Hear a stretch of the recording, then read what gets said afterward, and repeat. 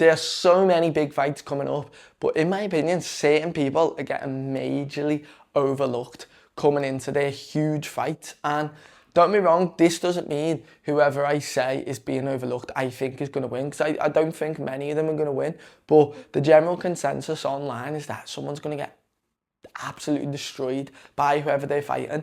So the first person we're speaking about is Diego Lopes for this weekend against Gene Silva. And I'm not going to go too much into detail. I just posted a video breaking down this fight, so you can go watch that if you'd like. But I just think this fight is so close. I do see it as a 50-50 matchup.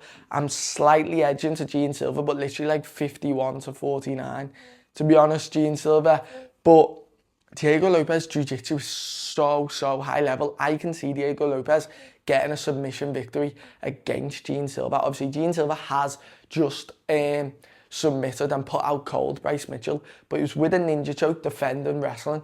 To me, that doesn't say, oh my God, this guy's jiu-jitsu is so high level. That doesn't say that to me. Obviously, we see him with the Fighting Nerds. Obviously, Mauricio Rufo recently just got completely out-grappled by Benoit Saint-Denis. Caio Borralho, his grappling is pretty good, but we've seen Khamzat Chimaev sub him in training, but that is Khamzat Chimaev. But obviously, Carlos Prates did get out-grappled quite a lot against Ian Garry. So maybe Gene Silva's the same. Maybe his grappling isn't as high level as Diego Lopes, and Diego Lopes will show how high level he is. The reason I don't think Diego Lopes will win, because I don't think he will use his grappling. He loves entertaining the crowd. He's going to come out wild, and I can actually see him getting caught and getting knocked out. But in my opinion, this is a 50-50 matchup. Don't get me wrong, a couple of the other fights that we are going to break down and talk about, I don't think they are 50-50 matchups, but this one, I'm really confident that it's a 50-50 matchup. I do really like and rate Diego Lopes. He just took Allen Volkanovski to a really close decision. Obviously dropped him in the second round, so he has got hands as well, knocked out Sodiq Yusuff, put Brian Ortega to sleep, and then with the next punch woke him up. That's how much power he's got. So Diego Lopes has a really good chance of beating Gene Silva this weekend, and I definitely think he can. I can definitely see him subbing him. The man nearly subbed Movsar Evloev with an armbar and with a knee bar. Fair play to Evloev for getting out with him. It's just pure grit and determination. But Diego Lopes is so high level on the ground. I think his grappling could really give him an advantage this weekend against Gene Silva. Next person who I think is being overlooked, and this one, don't get me wrong, I don't think he's going to win, but I do think Corey Sandhagen's getting overlooked by Merab. Corey Sandhagen has really good flying knees, and Merab shoots a million takedowns a fight. Can he catch him with that knee? I think he can. I don't think he will, but I definitely can see it. Merab has been hurt before in his career, and I can see Corey landing that knee and then maybe finishing him off, or landing that knee and putting him out cold. To be honest, he put Frankie Edgar out cold. Obviously, that is Frankie Edgar, but Merab shoots that many takedowns that he has a good chance to do it. Don't get me wrong, I do think Merab's going to win, and I think Merab could maybe get another sub as well. But if you watch the fight Umar Nurmagomedov versus Corey Sandhagen, he didn't do enough, but his takedown defense and escaping position, whether that be on the floor or whether in the body lock or on a single leg, is so good, and he's so high level at getting out them positions. He's got really good scrambles, and I think you have to scramble with Merab. I don't think people scramble enough with Merab. I know he overwhelmed you, but it's like he takes you down, and then people kind of like stop on the floor and like try and work to get him back up. Instead of that, we can start scrambling, see if we can get on top while using our jiu-jitsu, not trying to wrestle back up and get back to our feet. Let's stay on the ground and try and jiu-jitsu with him. But I think Corey Sandhagen, he's got really good knees up the middle, like I just said, but he's got a really long arms as well, so I could see, and he's dead tall, so I could see him maybe wrapping up a guillotine and ninja choke like Merab got on Sean O'Malley. But Merab Dvalishvili, you just can't go against him, to be honest. I can't see anyone beating him.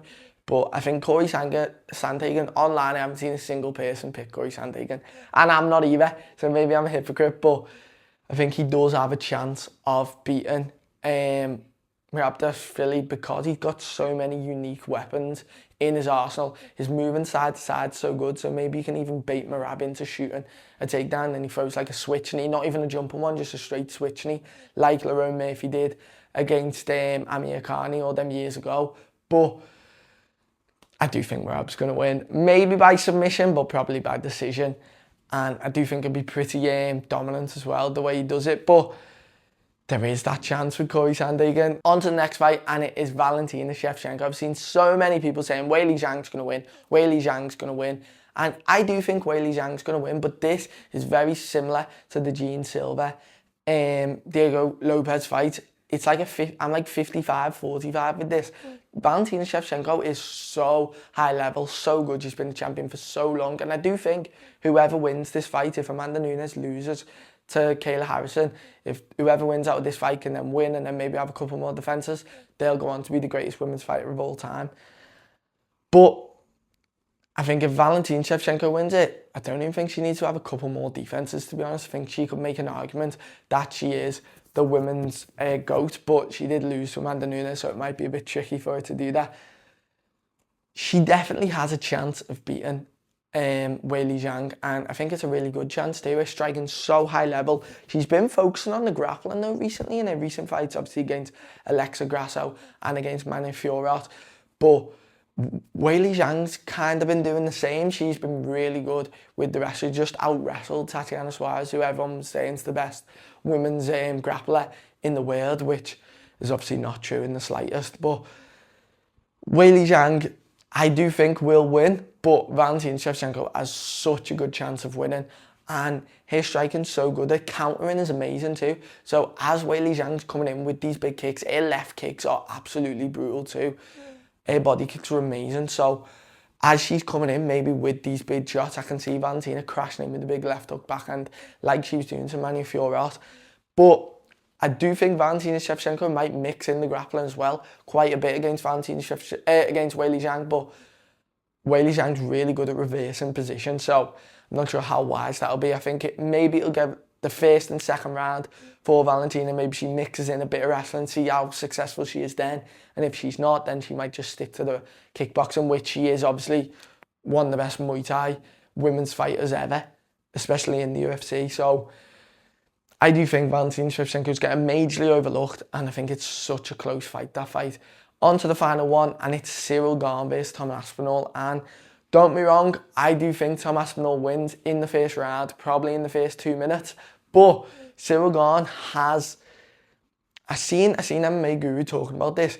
He's got the real good set of skills to stop someone who crashes in all the time. He's got the teep up the middle. He's got the rear leg, the front leg side kick. And Tom Aspinall's had bad knee problems before. Will Ciryl Gane target that? Because obviously if Tom Aspinall was fighting John Jones would target them knees. I reckon Ciryl Gane will do that too. Ciryl Gane's a dirty fighter. Punches people in the back of the head. He done that Tai Tuivasa. Pokes people in the eyes. Kicks people in the balls. He is a dirty fighter. But if you get away with it, you get away with it. Like, why not be a dirty fighter if you get away with it? No ref ever calls it, really. And he definitely has real good striking to keep someone at bay, keep someone at distance. But I think Tom Aspinall will be able to dart past that, get the takedown. I do think he'll just rugby tackle him to the floor and get maybe, I can see like an Americana or a straight arm lock or Kimura finish, to be honest, with Ciryl Gane. Ciryl Gane, when he's on his back, he's not very good at getting back up. Seen in the Volkov fight, he wasn't very good at getting back up. He shouldn't have even won that fight, so he shouldn't even be fighting Tom Aspinall. But he has the tools to beat someone like Tom Aspinall, someone who darts in all the time. He's got the bad knee problems, and Ciryl Gane's really good on the feet. He can knock people out. Do I think he will do it to Tom Aspinall? This one is the one where, out of all the fighters, I think he has the least chance of beating his opponent. But definitely do think he has a chance. Obviously, everyone's overlooking him. And Ciryl Gane has a chance. We can't overlook him too much. But Tom Aspinall is one of the best heavyweights ever already, in my opinion. And I think he'll just go on to be the heavyweight GOAT. So, pretty good. It's going to be pretty hard for Ciryl Gane, but he definitely has the tools to do it. Out of all them, I'm definitely most confident in Diego Lopez to win this fight, and Valentina Shevchenko. Corey Sandhagen and Ciryl Gane, I'm not too confident. I'm more confident in Corey Sandhagen than I am Ciryl Gane, and that says a lot because I can't see anyone beating Merab. But I just think Tom Aspinall's that good. Valentina Shevchenko, I think that's a 50-50 matchup. I'm kind of swaying towards Weili Zhang just because She's lower weight class at wrestling, so good. Obviously working with the Hickman brothers constantly in Thailand. But Diego Lopez, I think, has a real good chance of beating Gene Silva. Let me know in the comments who you think's going to win all them fights. Don't get me wrong, I did say they are getting overlooked, but I have picked all the other people to win. But overlooked just means, to me, means they have no chance. Everyone online, these are the people who I've seen online and be like, yeah, Weili Zhang's going to win, Tom Aspinall's easy, Merab easy, Gene Silva easy. Like, Diego Lopez is a bigger underdog for this fight than he is for the Alex Volkanovski fight, so I think that says it all. But let me know in the comments who you think's going to win, and I will see you later.